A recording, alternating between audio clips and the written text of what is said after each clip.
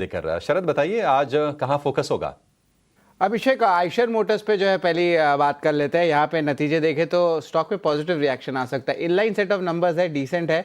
EBITDA growth थोड़ा सा गिरावट जरूर था क्योंकि कम्पिटिटिव प्राइसिंग कुछ मॉडल्स में कर रहे थे और इनपुट कॉस्ट थोड़ी बढ़ गई थी, बट नेट नेट सारे ही पैरामीटर्स, रेवेन्यू देखिए, नेट प्रॉफिट देखिए, सब जो है इनलाइन देखने मिले। मार्जिन में थोड़ी सी जो है गिरावट जरूर देखने मिली, लेकिन ऑफकोर्स आज जो है ऑटो सेल्स में भी ज़्यादा नज़र रहने वाले और किस तरह खास करके वीईसीवी जो उनके सेगमेंट होती है, एग्री सेगमेंट, उनकी क्या अपडेट आती है वो ज़्यादा इंपॉर्टेंट हो जाता है।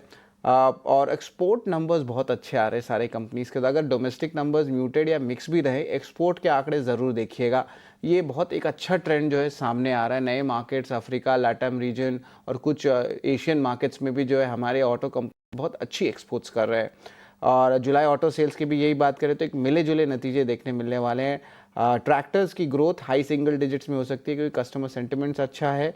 टू व्हीलर के एक्सपोर्ट्स बढ़ने वाले हैं और हमने अभी बात भी की थी उसकी।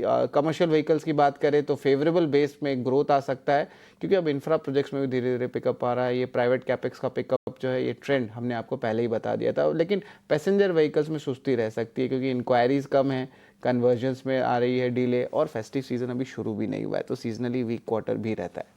टाटा मोटर्स के लिए भी एक नेगेटिव खबर है। जेएलआर सीईओ जो है वो अपने स्टेप डाउन कर रहे हैं, एड्रियन मार्डेल, और ये जो है आप कह सकते हैं कि इनकी जो है रेजिग्नेशन आ गई है। तो स्टॉक के लिए नेट नेट पॉजिटिव ज़रूर रहेगा। रिलायंस का एजीएम है अगस्त 29 को, ये बहुत इंपॉर्टेंट है और इसलिए मैं कह रहा हूँ क्योंकि हम देख रहे हैं कि बॉटम आउट हो गया है ये स्टॉक और धीरे धीरे करके यहाँ पे एक अच्छी मोमेंटम बन रही है, टेक्निकल एनालिस्ट का मानना है, तो इस पर भी नज़र रखेंगे। शुगर की बात करें तो पॉजिटिव न्यूज़ फ्लो है। इस्मा जो उनकी गवर्निंग बॉडी होती है, उन्होंने गवर्नमेंट से आस्क किया है कि जो इथेनॉल प्राइसेस उसको बढ़ाया जाए। एक एमएसपी प्राइसेस होता है, ये सबको पता है, लेकिन इससे बढ़ोतरी से जो रियलाइजेशंस पे इंप्रूवमेंट आता है। और एक चीज़ और उन्होंने कहा है कि यूएस की पुश जो एक्सपोर्ट इथेनॉल इंडिया में करना चाहते हैं उसके कारण भारत के एग्री सेक्टर को इम्पैक्ट आ रहा है और भारत गवर्नमेंट का स्टांस है कि इंडिया के एग्रीकल्चरर को जो है कोई परेशानी बाहर से नहीं होनी चाहिए। पीएनबी हाउसिंग फाइनेंस के लिए नेगेटिव न्यूज़ फ्लो है। सीईओ और एमडीओ गिरीश कौसगी ने जो है 3 साल के स्टिंट के बाद अपनी रेजिग्नेशन दी है और इनके जो स्टिंट हुई थी उसमें बैंक में बहुत सारे स्ट्रैटेजिक डेवलपमेंट्स आए तो बहुत पॉजिटिव था, इंडस्ट्री प्लेयर्स का मानना है।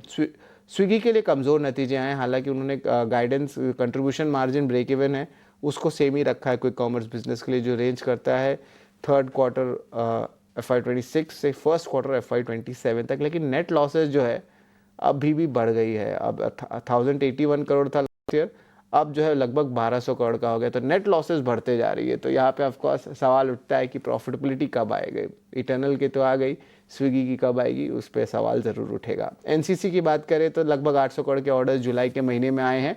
स्टॉक के लिए सेंटिमेंटली पॉजिटिव है और ऑफ कोर्स हमने बात भी की थी कि इंफ्रा कैपेक्स में भी अप मूव देखने मिल रहा है, मैक्रो डेटा सजेस्ट करे, तो इस थीम पे आप ज़रूर नज़र रखें।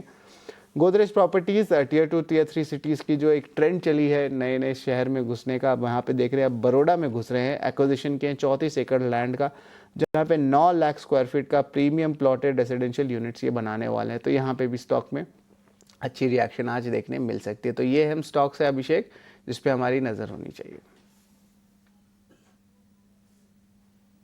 ठीक है, नतीजों का फ्लेवर पूरा का पूरा बना हुआ है और